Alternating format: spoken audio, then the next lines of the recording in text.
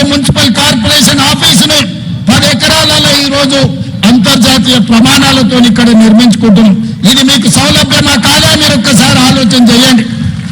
చిన్న పనున్నా, నల్లా కనెక్షన్ కావాలన్నా, ఇంటి పర్మిషన్ కావాలన్నా, ఏదైనా అధికారిని కలవాలంటే ట్యాంక్ బండి దగ్గరకు పోవాలి. ఎన్ని బస్సులు ఎక్కాలి, ఎన్ని బస్సులు దిగాలి, ఎంత దూరం పోవాలి మీరు ఒకసారి ఆలోచన చేయండి. అందుకే పరిపాలన డీసెంట్రలైజ్ చేసినాం.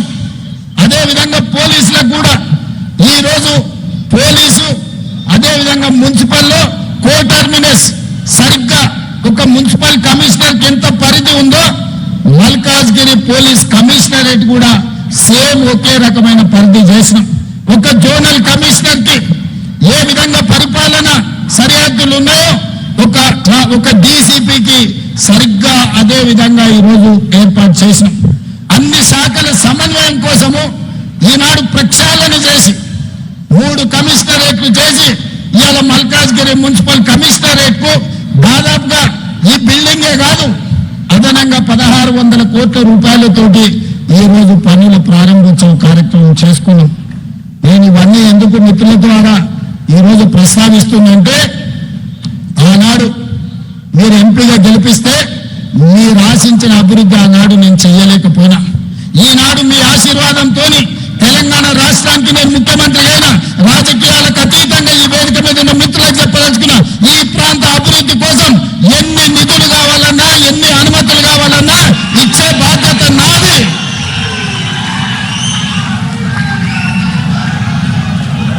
రోడ్లైనా, తాగనికి నీళ్ళైనా, మీ చెరువుల పునరుద్ధరణ సుందరీకరణ అయినా, మీకు ఏమి కావాలన్నా, మీ మెట్రో విస్తరణ కావాలన్నా, మీకు ఏం కావాలన్నా నేను చేయడానికి మీ సోదరుడిగా నేను సిద్ధంగా ఉన్నా. కాబట్టి మల్కాజ్గిరి మున్సిపల్ కార్పొరేషన్ పరిధిలో ఉన్న వివిధ రాజకీయ పార్టీల ప్రజాప్రతినిధులకు ఎన్నికలు వచ్చినప్పుడే ఎన్నికల గురించి మాట్లాడదాం. ఇప్పుడు అభివృద్ధి చేసుకుందాం. సహకరించడానికి నేను సిద్ధంగా ఉన్నా. నిధులు అనుమతులు ఇవ్వడానికి మా ప్రభుత్వం సిద్ధంగా ఉన్నది. మీకు కావాల్సిన అడిగి మీరు కావాల్సిన గుర్తు చేసి మీరు సాధించుకోండి. ఇవాళ ఉప్పల్ ఎలివేటెడ్ కారిడార్ కి బండారి రాజిరెడ్డి గారి పేరు నేను పెట్టిన. బండారి లక్ష్మారెడ్డి గారు ఈరోజు బీఆర్ఎస్ లో ఎమ్మెల్యే ఉన్నాడు. నిజంగానే రాజకీయాలను దృష్టిలో పెట్టుకుంటే బండారి రాజిరెడ్డి అన్న పేరు నేను అక్కడ పెట్టుండేవాడినా మీరు ఒక్కసారి ఆలోచన చేయండి. రాజిరెడ్డి అన్న ఈ ప్రాంతంలో ప్రతి పిల్లగానికి తెలుసు. మున్సిపల్ చైర్మన్ గా, ఎమ్మెల్యేగా, టీటీడీ బోర్డు మెంబర్ గా ఎవరు ఇంటికి వచ్చినా కూర్చోబెట్టి పనిచేసి, బిడ్డ ఈ పన్ను చేసుకోలేదంటే ఏం చేస్తాను, అన్ని కాలనీలు తిరిగి కాలనీ అసోసియేషన్లతో రాజిరెడ్డి అన్నకు అనుబంధం ఉంది.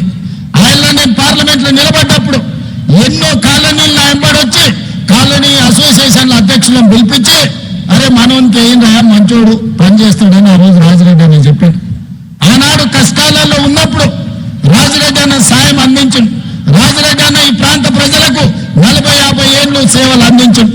ఇవాళ ఉప్పల్ ఎలివేటెడ్ కారిడార్ కి రాజిరెడ్డి అన్న పేరు పెట్టుడు న్యాయమా కాదా మీరు ఒక్కసారి ఆలోచన చేయండి. నేను ఇవాళ ఈ పేరు పెట్టడమే కాదు, ఎలివేట్ కారిడార్ ఎవరు ఏడ్చినా ఎవరు బాధపడ్డా ఆడ చౌరస్తల రాజిరెడ్డి గారి విగ్రహాన్ని కూడా పెడతాం.